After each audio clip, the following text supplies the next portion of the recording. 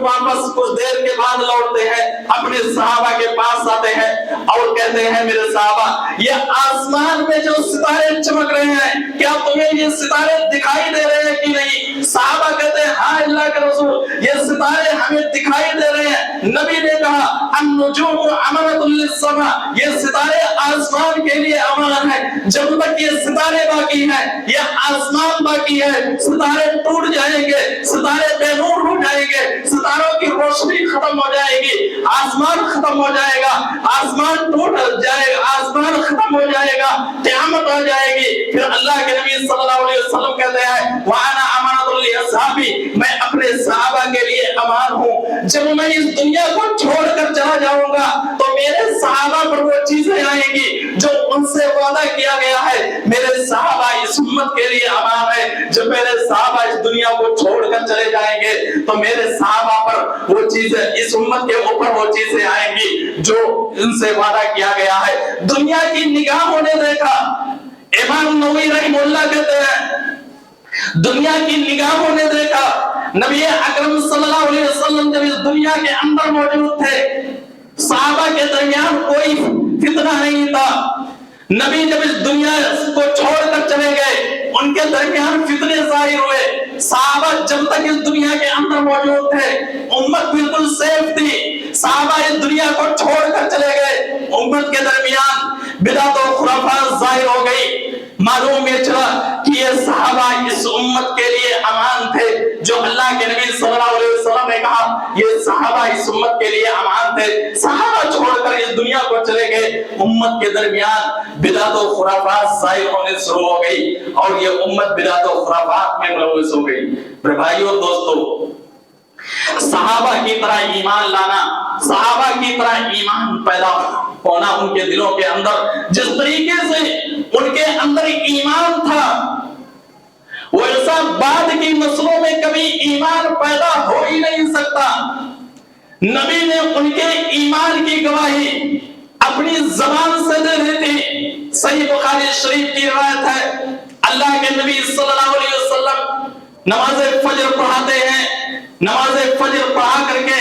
خطبہ دیتے ہیں اور کہتے ہیں کہ بنی اسرائیل میں سے ایک آدمی تھا، یہ صحیح بخاری شریف کی روایت ہے، بنی اسرائیل میں سے ایک آدمی تھا، وہ گائے کے اوپر جیسے ہی سوار ہوا گائے بول پڑی کہ میں سواری کے لیے نہیں بنائی گئی ہوں بلکہ کھیتی کے لیے بنائی گئی ہوں۔ صحابہ نے جب یہ سنا کہ گائے بھی بولتی ہے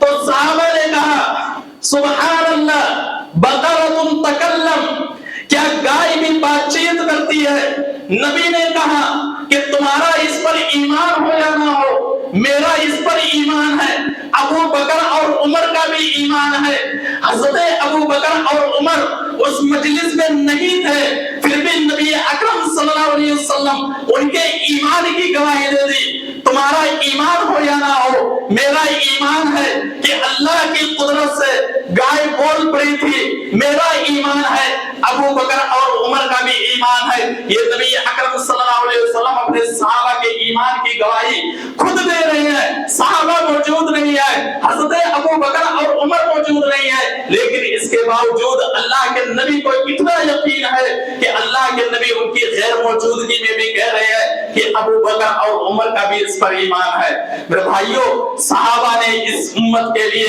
اس اسلام کے خاطر بہت ساری محنتیں کی، اس اسلام کے لیے بہت ساری محنتیں کی، بہت ساری قربانیاں پیش کی، ان کے اندر قربانیاں پیش کرنے کے لیے بہت زیادہ جذبہ بھی تھا۔ غزوہ تبوک کا موقع اٹھا کر کے دیکھو، اللہ کے نبی صلی اللہ علیہ وسلم جب جنگ کے لیے اعلان کرتے ہیں، مال و دولت اکٹھا کرنے کے لیے اعلان کرتے ہیں، صحابہ لا کر کے مدد کرتے ہیں، غریب صحابہ آپ صلی اللہ علیہ وسلم کے پاس آتے ہیں اور کہتے ہیں اے اللہ کے رسول، اے اللہ کے رسول، ہم بھی غزوہ تبوک میں جانا چاہتے ہیں۔ اللہ کے نبی صلی اللہ علیہ وسلم نے کہا کہ تمہارے پاس سواری نہیں ہے،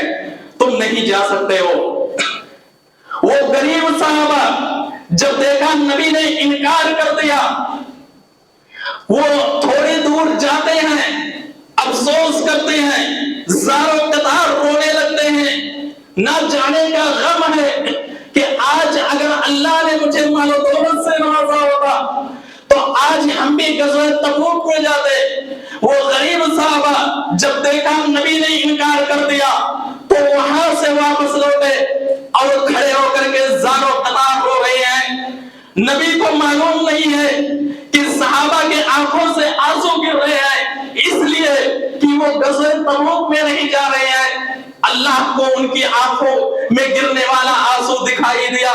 رب العالمین نے آیت کریمہ نازل کر دی، وَلَا عَلَى الَّذِينَ إِذَا مَا أَتَوْكَ لِتَحْمِلَهُمْ قُلْتَ لَا أَجِدُ مَا أَحْمِلُكُمْ عَلَيْهِ تَوَلَّوْا وَأَعْيُنُهُمْ تَفِيضُ مِنَ الدَّمْعِ۔ اے میرے نبی، آپ نے جن صحابہ کو سواری کی وجہ سے واپس لوٹا دیے ہیں ان کے دلوں کے اندر ملال ہے، ان کے آنکھوں سے آنسو گر رہے ہیں، وہ رو رہے ہیں کہ اگر اللہ نے مجھے مال و دولت سے نوازا ہوتا ہم بھی جنگ میں شریک ہوتے۔ یہ محمد رسول اللہ صلی اللہ علیہ وسلم کے صحابہ تھے جو جنگ میں جانے کے لیے کتنی طاقت تھی، کتنا طاقت تھا کہ اسلام کے لیے کچھ کر سکے۔ یہ محمد رسول اللہ صلی اللہ علیہ وسلم کے صحابہ تھے۔ میرے بھائیوں، خلاصہ یہ ہے کہ محمد رسول اللہ صلی اللہ علیہ وسلم کے صحابہ انبیاء کرام کے بعد اس دنیا کے اندر سب سے بہترین جماعت ہے، اور اس جماعت کے لیے ہمارے دلوں کے اندر محبت ہونی چاہیے۔ ان سے گالی گلوچ کرنے والا کفر کے درجے تک پہنچ جاتا ہے۔ ہمیں ان کے لیے اللہ رب العالمین سے دعائیں کرنی چاہیے۔